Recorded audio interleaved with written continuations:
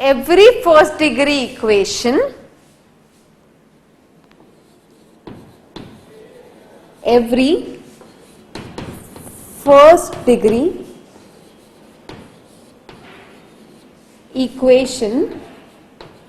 in x, y, z of the form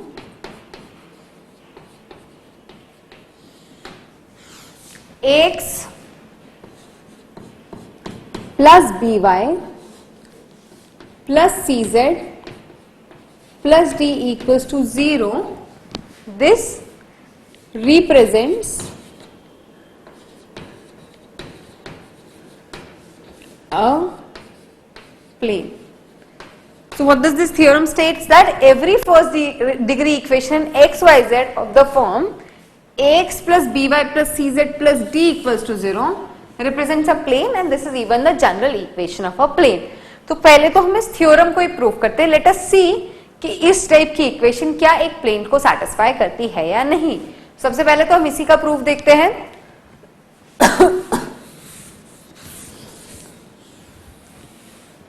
so let us consider कि ये एक plane की इक्वेशन है. तो अगर ये एक प्लेन की इक्वेशन है तो इसे प्लेन की डेफिनेशन को भी सैटिस्फाई करना चाहिए.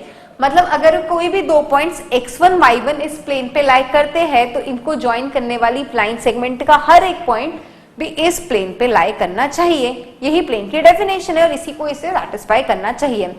तो लेट अस से कि ये प्लेन की इक्वेशन है और इस प्लेन पे दो पॉइंट्स हैं x1 y1. तो ऐसे late x1 y1 lie on the plane.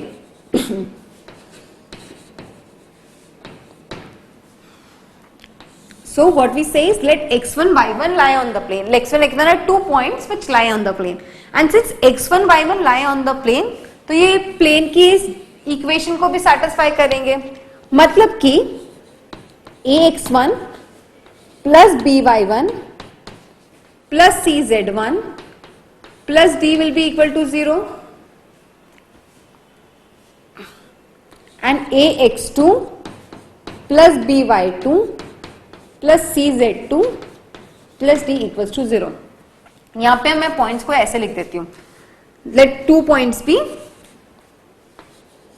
Late x point b have coordinates x1 y1 z1 and there be a point y with coordinates x2 y2 z2. So let x with x1 y1 z1 coordinates and y with x2 y2 z2 coordinates lie on the plane. Then these 2 points will satisfy the equation of the plane. मतलब ax1 plus by1 plus cz1 plus d would be equal to 0 and ax2 plus by2 plus cz2 plus d equals to 0. अब इसी चीज को हम समझें. Late us say ये हमारी plane है जिसकी इक्वेशन, जिसकी जनरल इक्वेशन है, हमने ली है ax plus by plus cz plus d equals to 0. और मैंने कहा इस पे दो पॉइंट्स है कैपिटल x और कैपिटल Y जो इस पे लाई करते हैं, इसीलिए x और y इसको सेटिस्फाई कर रहे थे. सो मिला ax1 plus by1 plus cz1 plus d equals to 0 and ax2 plus by2 plus cz2 plus d equals to 0. जहां x के कोऑर्डिनेट्स थे x1 y1 z1 और y के कोऑर्डिनेट्स थे x2 y2 z2. एग्जैक्टली. अब हमें क्या प्रूफ करना है कि ये जो xy लाइन सेगमेंट है इस पे लाई करना हर वाला पॉइंट इस प्लेन पे लाई करता है. अगर हम ये प्रूफ कर दे तो हम प्रूफ कर पाएंगे कि ये एक प्लेन है. सो हमें प्रूफ करना है कि इस लाइन सेगमेंट का हर पॉइंट इस सरफेस पे लाई कर रहा है. तो let us take some random arbitrary point on this line segment and let us say ये पॉइंट है r. ओके. अब जो r है वो x और y को किसी रेशियो में डिवाइड कर रहा होगा. एग्जैक्टली. तो let us say that ratio is lambda is to 1. तो मैंने अज्यूम किया कोई आर्बिट्ररी पॉइंट r है जो xy पे लाइन करता है और मैं कहती हूँ कि जो r है ये इस xy लाइन को किसी रेशियो में डिवाइड करता होगा. तो फॉर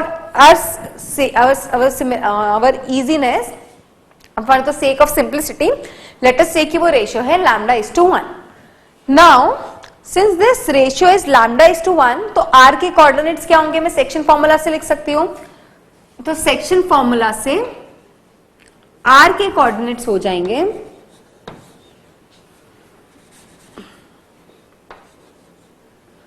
सेक्शन फॉर्मूला से r के कोऑर्डिनेट्स क्या होंगे? x1 plus lambda x2 upon lambda plus 1 comma y1 plus lambda y2 upon lambda plus 1 and z1 plus lambda z2 upon lambda plus 1. ये होंगे r के coordinate which is some arbitrary points on line segment x y and divides it in the ratio of lambda is to 1. तो हमने define कर दिए r के coordinates lambda के terms में. अगर मैं प्रूव कर दूं कि ये r which is some arbitrary point on line segment xy even lies on this surface and thus satisfies this equation of the surface, then I can prove that then what I'll prove is that any point on this line segment xy lies on this surface and hence this surface is a plane. इसी बात को एक और बार repeat करती हूं. If I prove that r lies on this line segment, which lies on this line segment xy, even lies on this surface ax plus by plus cz plus d equals to 0 and hence satisfies this equation, then I can prove that this surface is a plane. Excuse me. So that is what we have to prove. Now, so let us put the value of r in this equation. So r की value आप put करेंगे तो क्या मिलेगा? What we'll get is, अब r की value को यहां रखेंगे तो हमें क्या मिलेगा? अगर r की वैल्यू को इस इक्वेशन में रखेंगे तो हमें मिलेगा a into x which is x1 plus lambda x2 upon lambda plus 1. So x1 plus lambda x2 upon lambda plus 1 plus b y which is y1 plus lambda y2 upon y plus 1 lambda plus 1. So y1 plus lambda y2 upon lambda plus 1 plus c z1 plus lambda z2 upon lambda plus 1 plus d. अगर मैं ये prove कर दूं कि this complete thing is equals to 0, तो मैं prove कर पाऊंगी कि ये arbitrary point lies on this surface और इसका मतलब ये सरफेस इज अ प्लेन. तो मैं प्रूव करना कि this complete thing is equals to 0. तो मैं इसे ऐसे भी लिख सकती हूं. I can write this as 1 upon lambda plus 1 into ax1 plus by1 plus cz1 plus d plus lambda ax2 plus by2 plus cz2 plus d. इसे मैं ऐसे लिख सकती हूं. This is equals to 1 upon lambda plus 1 into what is the value of ax1 plus by1 plus cz1 plus d. यहां से हमने देखा कि इस इक्वेशन की value is equals to 0 plus lambda ax2 plus by2 plus cz2 plus d. यहां से देखा कि इसकी value is even equals to 0. This is 0 plus lambda into 0 which is equals to 0. इसका मतलब कि this point r with coordinates x1 plus lambda x2 upon lambda plus 1, y1 plus lambda y2 upon lambda plus 1 and similarly z1 plus lambda z2 upon z1 plus 1 lies on this surface ax plus by plus z plus d equals to 0. मतलब इस xy को join करने वाली line segment का कोई भी arbitrary point इस surface पे लाई करता है. मतलब I can say this surface is a plane or I can say this equation which is the first degree equation in x y z represents a plane. I hope ये सभी को clear है. अब इसी कॉन्सेप्ट को extend करके कुछ इसकी कोरोलरीज देखते हैं. और इक्वेशंस डिराइव करते हैं। सबसे पहले तो इस इक्वेशन को ही थोड़ा और डिस्कस करते हैं। सो अभी भी हमने देखा what is the general equation of a plane, it is of the form ax plus by plus cz plus d, this complete thing equals to 0। तो यहां पे हमें 4 वेरिएबल्स दिख रहे हैं। This means this equation is dependent upon 4 variables. No, this equation is dependent upon 3 variables only. कैसे? अगर मैं इस इक्वेशन को d से डिवाइड कर दूं तो मुझे क्या मिलेगा? a upon d x plus b upon dy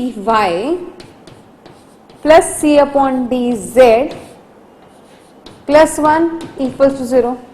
सो इस तरीके से ये इक्वेशन में ऐसा लगता है 4 वेरिएबल्स है, but this equation is actually dependent upon 3 variables only, a upon d, b upon d and c upon d। सो अगर हमें 3 कंडीशंस पता हो तो हम हमेशा प्लेन की इक्वेशन निकाल सकते हैं।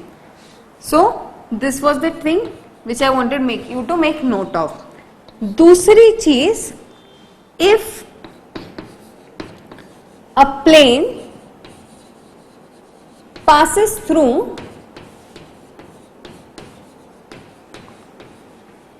some arbitrary point x1, y1, z1, then the equation of the plane can be written as a x minus x1 plus b y minus y1 plus c z minus z1 equals to 0। ये दूसरी property है जो हम यहां से derive कर सकते हैं। That is our plane passes through point x1, y1, z1, then the equation of the plane can be written as ax minus x1 plus by minus y1 plus cz minus z1 equals to 0। इसको prove करते हैं। सो हमने देखा था कि line plane की general equation क्या थी? ax plus by plus cz plus d equals to 0।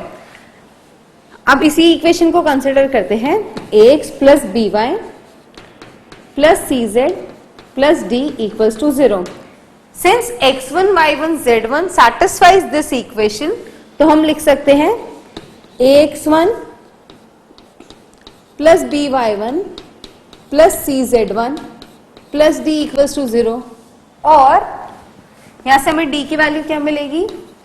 d equals to minus ax1 plus by1 plus cz1। This is the value of d from this equation. d की value first equation में substitute करेंगे तो हमें मिलेगा ax minus x1 plus b y minus y1 plus c z minus z1, this complete thing is equals to 0। so हमने इस चीज को प्रूव कर दिया that the general equation of a plane passing through through an arbitrary point x1, y1, z1 is ax minus x1 plus by minus y1 plus cz minus z1 equals to 0। now let us try to derive the equation of a plane which passes through 3 points। So basically हमें क्या देखा था कि equation of plane derive करने के लिए हमें 3 condition जरूरी होगी, क्योंकि हमारे पास 3 वेरिएबल है।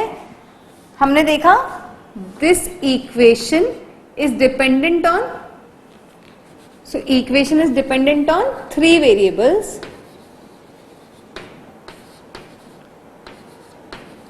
If we know 3 conditions we can derive the equation of this plane. तो अगर इसी 3 कंडीशंस को अगर हमें दिए हो 3 पॉइंट्स जिसके थ्रू प्लेन पास करती हो, तो हम प्लेन की इक्वेशन कैसे डिराइव कर सकते हैं? तो let us see that. Now let us see equation of a plane passing through 3 points. So what we are discussing is equation of plane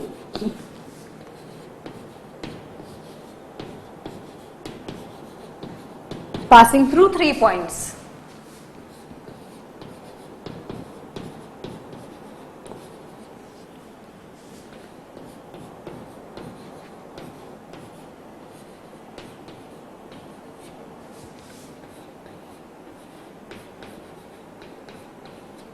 okay, let us say हमें ऐसी plane की equation पास पता करनी है जो 3 पॉइंट से पास करती है, जिसके कोऑर्डिनेट्स है x1 y1 z1, x2 y2 z2 और x3 y3 z3। हमें ऐसी प्लेन की इक्वेशन फाइंड आउट करनी है जो पास करती है x1 y1 z1, x2 y2 z2 और x3 y3 z3 से। तो अभी हमने देखा था that the general equation of a plane which passes through some arbitrary point x1 y1 z1 is given by a x minus x1 b y minus y1 plus c z minus z1 equals to 0। ये अभी हमने देखा था। So this is the general equation of a plane which passes through x1 y1 z1। Now ये जो equation है ये दो वेरिएबल्स पे डिपेंडेंट है, a अपॉन सी और b upon C. I hope जब मैं ऐसा बोल रही हूँ तो सभी को क्लियर है। दिख तो ये इक्वेशन 3 वेरिएबल्स पे डिपेंडेंट है, बट एक्चुअली 2 पे डिपेंडेंट है। अगर हम इस पूरी को c से डिवाइड कर देंगे तो हमें मिलेगा a upon C x minus x1 b upon C y minus y1 plus z minus z1। So a upon C और b अपॉन सी दो ही वेरिएबल्स है जिसपे इक्वेशन डिपेंडेंट है। अब इन दो वेरिएबल्स की वैल्यू पता करने के लिए हमें दो कंडीशंस ऑलरेडी दी हुई है, ये दो पॉइंट्स जिससे इक्वेशन प्लेन पास होती है। सो satisfying x2 y2 z2 and x3 y3 z3 in the equation of plane, this equation of plane, what we get is a x2 minus x1 plus b y2 minus y1 plus c z2 minus z1 is equals to 0। और दूसरा हमें क्या मिलेगा, a x3 minus x1 plus b y3 minus y1 plus c z3 minus z1 is equals to 0। तो ये हमें मिली दो equations जिससे हम a b c वैल्यू की वैल्यूज डिटरमाइन कर सकते हैं। जब इन दो इक्वेशन से a b c के वैल्यू डिटरमाइन करेंगे, may be cross multiplication use करके, क्योंकि वही सबसे इजी तरीका है इस केस में, और उसे सब्स्टिट्यूट करेंगे तो what we'll get is, we'll get this thing which is x minus x1 y minus y1 z minus z1 x2 minus x1 y2 minus y1 z2 minus z1 z3 minus x3 minus x1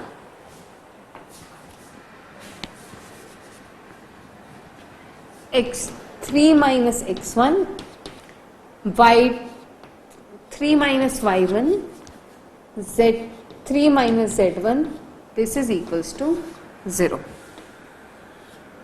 तो जब हम यहाँ पे cross multiplication use करके ABC के values determine करेंगे और उसे वापस इक्वेशन में पुट करेंगे तो what we'll get is this result.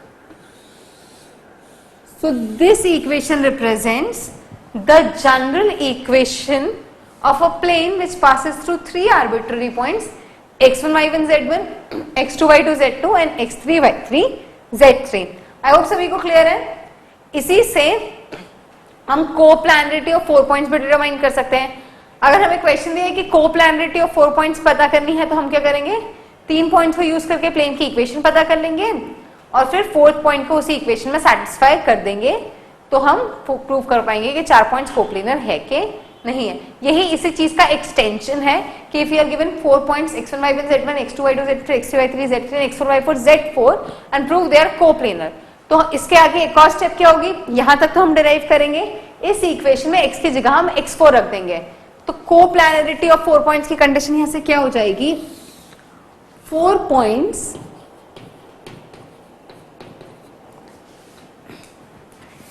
x1 y1 z1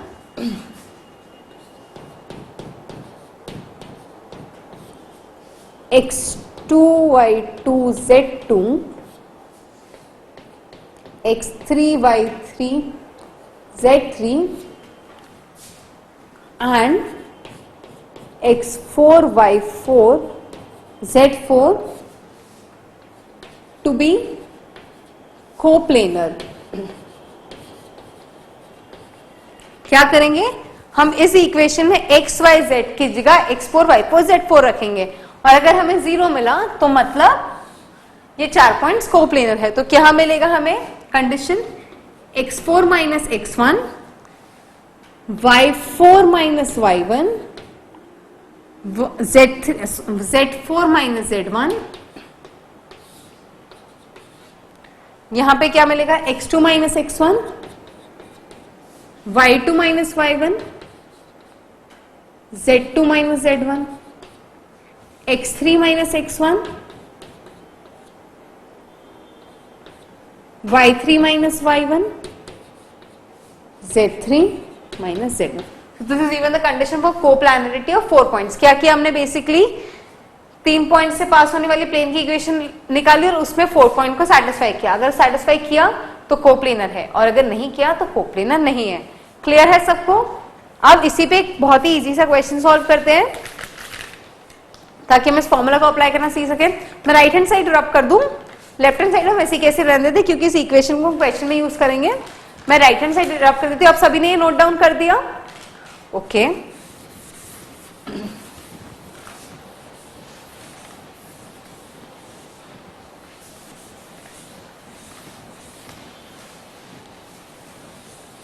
So, the question is, find the equation of plane through, so we have to find the equation of a plane which passes through A, 2, 2 minus 1, B, 3, 4, 2 and C, 7, 0, 6. So, there is a point which passes through 3 points, 2, 2 minus 1, 3, 4, 2 and 7, 0, 6. हमें इस point से पास होने वाली plane की equation derive करनी है। तो formula में वैल्यूज पुट करते हैं। x minus x1 is 2, y minus y1 is again 2 and z plus 1। यहां क्या है x2 माइनस x1, सो 3 माइनस 2 1, 4 माइनस 2 2 और 2 minus minus 1 3, z3 minus x3 minus x1, so 7 minus 2 5, 0 minus 2 minus 2 और 6 plus 1 7। This is equals to 0। Solve करेंगे तो हमें क्या मिलेगा x minus 2 into 14 plus 6 minus y minus 2 7 minus 15 plus z plus 1 minus 2 minus 10 is equals to 0। इसको solve कर देंगे तो हमें प्लेन की इक्वेशन मिल जाएगी। इसमें किसी को कोई डाउट नहीं?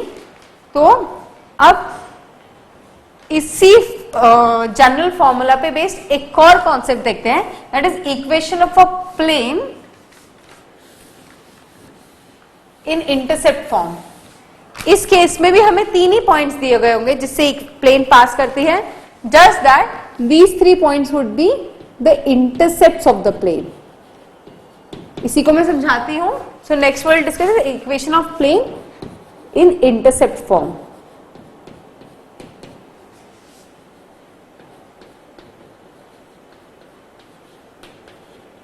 This is the next topic which we are going to discuss. हम इन सारे टॉपिक्स को एक साथ इसलिए डिस्कस करें because these all are based upon the general equation of the plane. इसमें मैं कोई भी और कॉन्सेप्ट नहीं लगाना, सिर्फ general equation of the plane को यूज करके हम इन सारी इक्वेशंस को डिराइव कर सकते हैं। इसीलिए हम इन सारे टॉपिक्स को एक साथ पढ़ रहे हैं।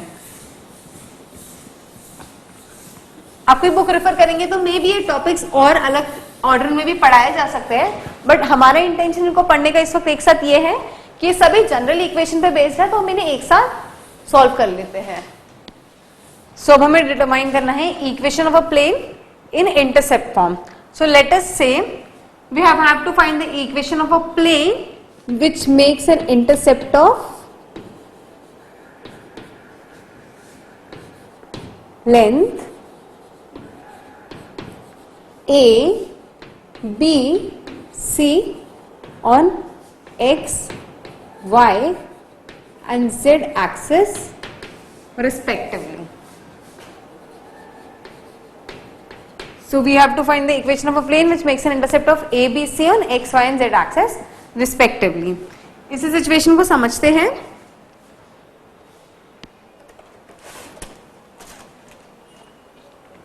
So let us say ये हमारी x axis,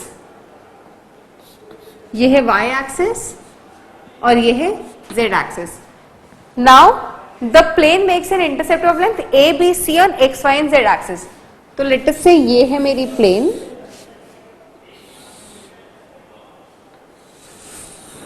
and it makes an intercept of length a on x axis. मतलब ये लेंथ है a, मतलब इस पॉइंट के कोऑर्डिनेट्स हो जाएंगे a 0 0. It makes an intercept of length b on y axis. मतलब कि ये लेंथ है, ये थी a और ये लेंथ है b. तो इस पॉइंट के कोऑर्डिनेट्स क्या हो जाएंगे 0 b 0. और z एक्सिस पे इंटरसेप्ट बनाती है ऑफ लेंथ c. मतलब इस पॉइंट के कोऑर्डिनेट्स हो जाएंगे 0, 0, c. ओके. सो बेसिकली हमें क्या मिल रहा है, हमें 3 पॉइंट्स मिल गए हैं a 0 0, 0 b 0 एंड 0 0 3 जो हमारी प्लेन पे लाई करते हैं. मतलब हमें ऐसी प्लेन की इक्वेशन डिटरमाइन करनी है जो पास होती है a 0 0 0 b 0 एंड 0 0 c से. सो बेसिकली हमें उस प्लेन की इक्वेशन डिटरमाइन करनी है जो इन 3 पॉइंट से पास होती है. This would be the equation of plane in intercept form. अभी हमने देखा था what is the equation of a plane that passes through 3 random points x1 y1 z1.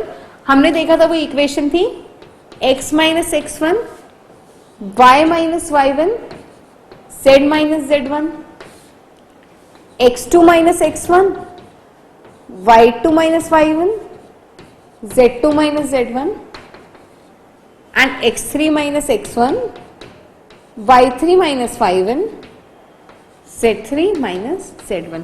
अगर मैं इसे इसी से कंपेयर करूं तो ये है मेरा x1 y1 z1, ये है x2 y2 z2 और ये है x3 y3 z3. इसी वैल्यूज को यहां सब्स्टिट्यूट करेंगे तो क्या मिलेगा x minus a, y minus 0 और z minus 0. x2 minus x1 is 0 minus a, that is minus a. y2 minus y1 is b minus 0, which is b, and z2 minus z1 is 0. Third is x3 minus x1, that is 0 minus a, again minus a, y3 minus y1, which is again 0, and z3 minus z1 is c minus 0, that is c. This is equals to 0. इसको solve करूंगी तो मुझे क्या मिलेगा x minus a into bc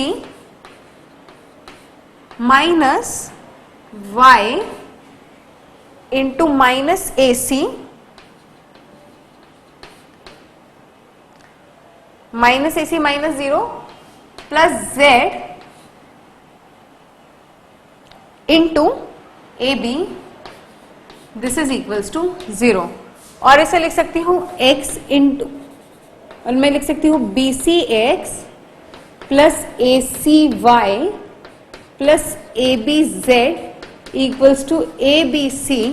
और इसी को मैं ऐसे भी लिख सकती हूँ x अपॉन ए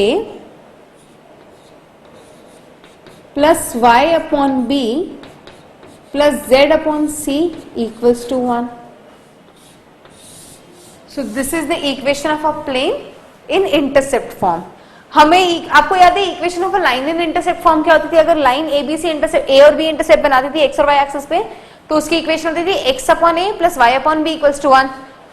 और प्लेन की इक्वेशन क्या है? X upon A plus Y upon B plus Z upon C equals to 1। Almost same type की इक्वेशन से, ज्यादा डिफरेंस नहीं है, जस्ट जेड कोऑर्डिनेट ऐड हो गया है। So this is the equation of a plane which makes an intercept of A B C with X Y and Z axis. और इसे हमने ऐसे देखा है, एक्स एक्सिस पे ए इंटरसेप्ट, वाई एक्सिस पे बी इंटरसेप्ट और जेड एक्सिस पे सी इंटरसेप्ट। आई होप सभी को क्लियर है। अब इसी पे एक क्वेश्चन सॉल्व कर लेते हैं छोटा सा, ताकि और क्लियर हो जाए हमें टॉपिक।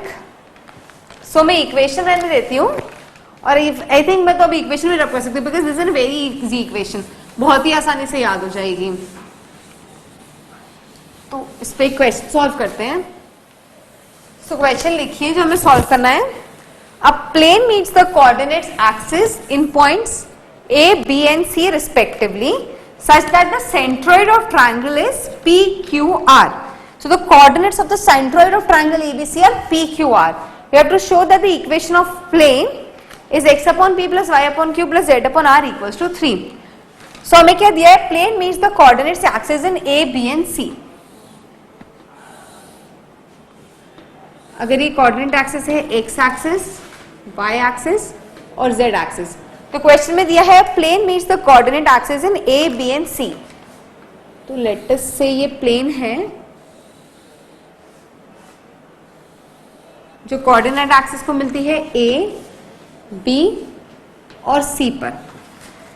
और लेट अस से a के कोऑर्डिनेट्स हैं a 0 0, b के कोऑर्डिनेट्स है 0 b 0 और c के कोऑर्डिनेट्स हैं 0 0 c।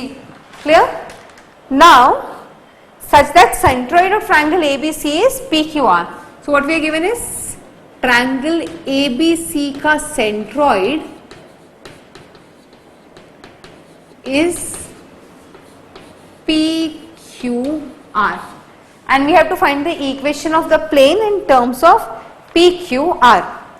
So सबसे पहले तो ABC के सेंट्रॉइड के कोऑर्डिनेट्स क्या होते हैं? अगर ट्रायंगल के वर्टाइसेस के कोऑर्डिनेट्स पता है तो हम सेंट्रॉइड के कोऑर्डिनेट होते हैं। अगर x1 y1 z1 x2 y2 z2 और x3 y3 z3 ट्रायंगल के कोऑर्डिनेट के वर्टाइसेस के कोऑर्डिनेट्स है, तो सेंट्रॉइड के कोऑर्डिनेट्स क्या होते हैं? x1 plus x2 plus x3 y3, y1 plus y2 plus y3 y3 and z1 plus z2 plus z3 y3। ये सभी को याद है, इसी फॉर्मूला को यहाँ अप्लाई करते हैं। तो कोऑर्डिनेट्स क्या होंगे? a plus 0 which is a by 3, 0 plus b plus 0 that is b by 3 and 0 plus 0 plus c by 3 that is c by 3। ये होंगे ट्रायंगल के वर्टाइसेस के कोऑर्डिनेट्स a, b और c के टर्म्स में। और हमें क्या दिया है? This is equals to PQR, क्योंकि PQR हमें कोऑर्डिनेट्स ऑलरेडी दे चुके हैं। और यहाँ पे a, b और c क्या है?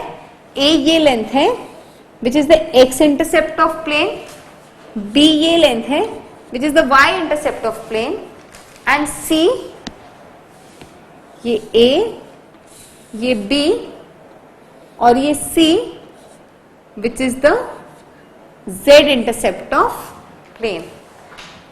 Now coming back here, ये a upon 3, b upon 3 और c upon 3 is PQR. So यहाँ से मैं लिख सकती हूँ a upon 3 equals to p, b upon 3 equals to q और c upon 3 equals to r. और I can write a equals to 3p, b equals to 3q and c is equals to 3r. ये है a की value, ये है b की value और ये है c की वैल्यू। अब हम जानते हैं equation of a plane and intercept form क्या होती है? It is this x upon a plus y upon b plus z upon c equals to 0। ये होती है equation of the plane and intercept form. ये हमने अभी अभी डिराइव किया था। a, b और c की वैल्यू हमें पता है, यहां रखूंगी तो मिलेगा x upon 3p plus y upon 3q plus z upon 3r is equals to 1 और x upon p plus y upon q plus z upon r this complete thing is equals to 1। तो ये हमने देखी ये हमने देखा कि equation of plane हमने डिटरमाइन कर दी पी क्यू और आर के टर्म्स में, जहां पे P is equals to a by 3, एज क्या है प्लेन का एक्स एक्सिस पे intercept, similarly Q is equal to B by 3 and R is equal to C by 3। इस क्वेश्चन में किसी को डाउट, छोटा सा भी डाउट हो तो पूछ लीजिए। नहीं? ओके। सो हमने आज क्या क्या देखा? हमने सबसे पहले देखा distance between two skew lines, फिर हमने देखा distance between two parallel lines, उसके बाद हमने प्लेन की डेफिनेशन देखी। हमने देखा कि प्लेन कोई भी ऐसा सरफेस जिसपे अगर दो पॉइंट्स ले लो और उनको ज्वाइन करते हुए एक लाइन सेगमेंट बना लो, और अगर उस लाइन सेगमेंट का हर पॉइंट उसी सरफेस पे लाई करता है तो वो होती है प्लेन। फिर हमने देखा general equation of plane, equation of plane passing through a point, equation of plane passing through 3 points, coplanarity of 4 points, और फिर हमने देखा equation of plane in intercept form, और इन्हीं सब पे हमने क्वेश्चंस भी सॉल्व करे। अभी तक हमने जो भी देखा वो जनरल इक्वेशन ऑफ प्लेन्स पे था। नेक्स्ट टॉपिक में हम देखेंगे normal form of equation, vector form of equation of planes, और उसके आगे फिर हम देखेंगे angle between two types of angle between two planes, angle between a plane and a line. ये सब कुछ हम नेक्स्ट लेक्चर में डिस्कस करेंगे। तो हम आज का लेक्चर यही एंड करते हैं। आई होप इन टॉपिक्स पे किसी को डाउट नहीं था। अगर कोई डाउट हो तो हम फिर से नेक्स्ट लेक्चर में डिस्कस करेंगे, और इन टॉपिक्स पे आप और क्वेश्चन सॉल्व कीजिए। कहीं भी कोई डाउट हो तो वो भी हम नेक्स्ट लेक्चर में सॉल्व करेंगे। Thank you.